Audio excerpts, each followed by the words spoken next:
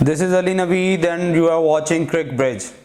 Guys, this is not a podcast बल्कि ये एक ब्रेकिंग न्यूज़ है जो मैं आपसे शेयर कर रहा हूँ.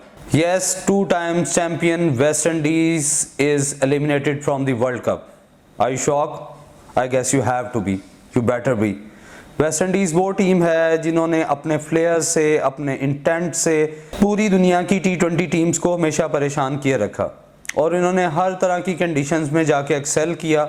बट वो टीम थी डैरन सैमी की, वो टीम थी मार्लन सैमुअल की, वो टीम थी क्रिस गेल की, वो टीम थी ड्वेन ब्रावो की, वो टीम थी सुनील नारायण की, वो टीम थी केरन पोलार्ड की, वो टीम थी आंद्रे रसल की. But my question is where are these players? Actually guys मसला ये है, जो वेस्ट इंडीज़ है ये बहुत से आइलैंड्स का हिस्सा है. बहुत से आइलैंड्स मिलके एक वेस्ट इंडीज़ की टीम बनाते हैं. वहाँ पे हर आइलैंड के जो प्लेयर्स हैं वो अपनी प्रायोरिटी को सबसे पहले तरजीह देते हैं, ना कि यूनिटी को, क्योंकि यूनिटी नहीं थी. And they told us unity is strength.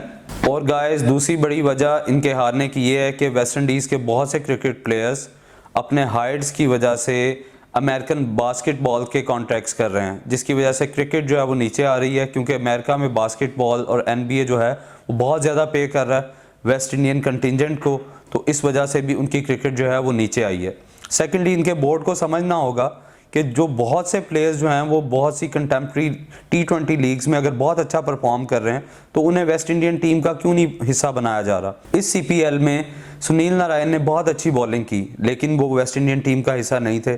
फिर DJ ब्रावो जो है वो कंसिस्टेंटली पिछले 7-8 साल से IPL खेल रहे हैं और बहुत अच्छा परफॉर्म कर रहे हैं CSK की तरफ से, फिर भी उनको टीम का हिस्सा नहीं बनाया गया. And Andre Russell is integral part of KKR for years now. तो इन्हें ये चीज़ समझनी होगी, वो प्लेयर्स जो कि बहुत ज़्यादा रेबिशिंग हैं, जिनके आने से they are match winning players, उनको वेस्ट इंडियन टीम का हिस्सा बनाना पड़ेगा. दूसरा, हम जैसे पंजाबी में कहते हैं कि एक तो शहर दे लोग भी जालम सी, दूसरा सानू मनन दा शौक भी सी, वो भी इन पे मुंतबिक होता है. आप देखें कि एक तो उनके पूरी टीम सही तरीके से नहीं आई.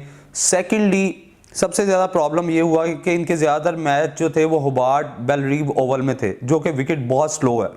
वेस्ट इंडियन प्लेयर जो है वो मोस्टली अपनी तेज़ विकेट्स पे तेज़ बॉलिंग, बाउंसी बॉलिंग और तेज़ पुल और हुक शॉट्स के लिए मशहूर हैं. लाइक गॉर्डन ग्रीनिज का जो हिप से हुक होता था वो आज तक एज अ टर्म यूज़ होता है. तो इसकी वजह से भी, क्योंकि विकेट थोड़ी स्लो थी और उनके स्टाइल को भी वो इतना फेवर नहीं कर रही थी, जिसने बहुत ज़्यादा जो है उनको इस हवाले से हर्ट किया. उनके प्लेयर्स जो हैं वो वेस्ट इंडियन प्लेयर कम और 11 लाशें ज़्यादा लग रही थी, because they were not having any idea कि किस चीज़ को. जब पॉल स्टर्लिंग जो है उन्हें इस तरह से मार रहे थे जैसे धोबी जो है वो कपड़ों पे थापी मार रहा होता, तो आप ये देखें कि उन्हें कुछ समझ नहीं आ रही थी कि उनके साथ हो क्या रहा है. सबसे ज़्यादा अजीब चीज़ जो मुझे लगी निकोलस पूरन की कप्तानी में, कि उन्होंने हर मैच में, आज के मैच के अलावा, काइल मेयर्स को पहले के ओवर दिए और माशाल्लाह वो आते थे तसल्ली से 17-18 रन की चपेड़ें खा के. उसके बाद फिर दूसरा ओवर उनको अकील हुसैन का याद आता था और तीसरे ओवर में वो अलजारी जोसेफ को लाते थे, जिससे आप पहले 3-4 ओवर में ही दूसरी टीम से प्रेशर हटा देते थे और आधा मैच ख़त्म हो जाता था. माड़ा, लेकिन अच्छी खबर ये है कि पाकिस्तान के ग्रुप में जो दोनों टीमें आया है वो ना तो वेस्ट इंडीज़ है ना और कोई टीम है, वो एक आइलैंड है और वो नीदरलैंड है. सो हमारे लिए 2 मैचों में से एक जो इंडिया का है और एक साउथ अफ्रीका का है, उनमें से एक जीतो तो सेमीफाइनल में पहुंचो. माड़ा, अगर अब भी ना पहुंचे तो फिर लाख दी. अब हम बात करते हैं आइलैंड की.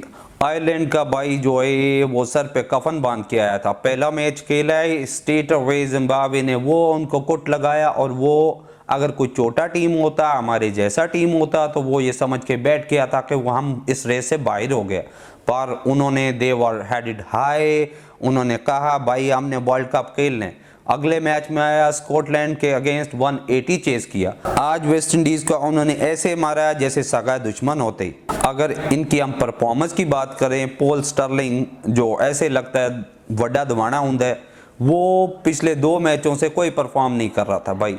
आज वो आया ऑल गन्स ब्लेजिंग, आया टच पेड़ लेग पे, टच पेड़ स्ट्रेट, टच पेड़ कवर पे. वो ऐसे आया था जैसे घर से कह के आया हो भाई या आज मैं नहीं तो फिर या आज मैं ही नहीं. तो उन्होंने वो मारा, वो मारा, वो मारा. वेस्ट इंडीज़ वाले भाई मैदान में ऐसे देख रहे थे जैसे कोई गुल्ली डंडा हो रहा हो. एक बॉल आ रही उठा के लेग पे फेंक रहे, एक गेंद तो पाटने वाला था, वो इतना जोर से मारा। और हाँ, आते ही जो बॉल अल्जारी जोसेफ ने उनके अश्लील जगह पे मारा, हम ये समझ रहे थे कि वो शायद ठुस हो जाएगा, लेकिन वो गुब्बारे में हवा और आ गई और उन्होंने मुंह में हवा भर के और चपेड़ें कराई। तो आप ये समझें कि इनका इंटेंट बहुत अच्छा था इस टीम का, और मैं ये देख रहा हूँ कि इवन हमारे ग्रुप में भी आके ये हमें तंग कर सकता है माड़ा।